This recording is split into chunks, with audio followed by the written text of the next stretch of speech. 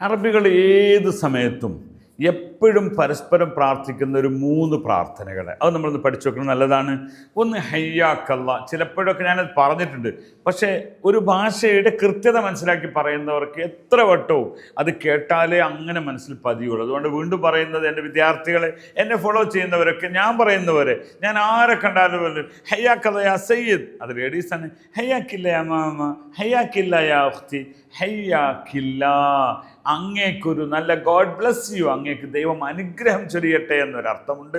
വിവിധങ്ങളായ അർത്ഥമുള്ള ഒരു വേർഡാണ്. ഓക്കെ, ഹയ്യാക്കല്ലാ, വരുമ്പോഴും ഒന്ന് പോകുമ്പോഴും ഒക്കെ നിങ്ങൾക്ക് പറയും ഹയ്യാക്കല്ലാ യാ ഉസ്താദ്, ഹയ്യാക്കല്ലാ. ഓക്കെ, വെൽക്കം എന്ന അർത്ഥവും കൂടി അതിനുണ്ട്.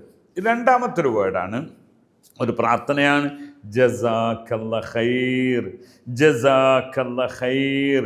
അവിടെ അത് പറയുന്ന സമയത്ത് ജസാക്കല്ല ഖൈർ എന്നാണ് അതിൻ്റെ മോഡുലേഷൻ. ജസാക്കല്ല ഖൈർ, ജസാക്കല്ല ഖൈർ.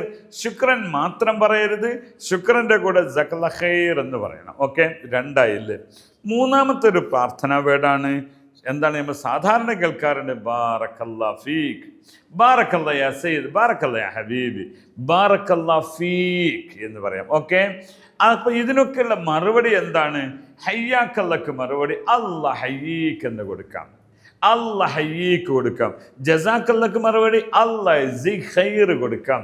3 ബാറക്കല്ലാ ഫീക്ക്, അല്ലാഹു ബാരിക് ഫീക്ക് എന്ന് കൊടുക്കാം. ശുക്രൻ ലക്കും, മഅസ്സലാമ.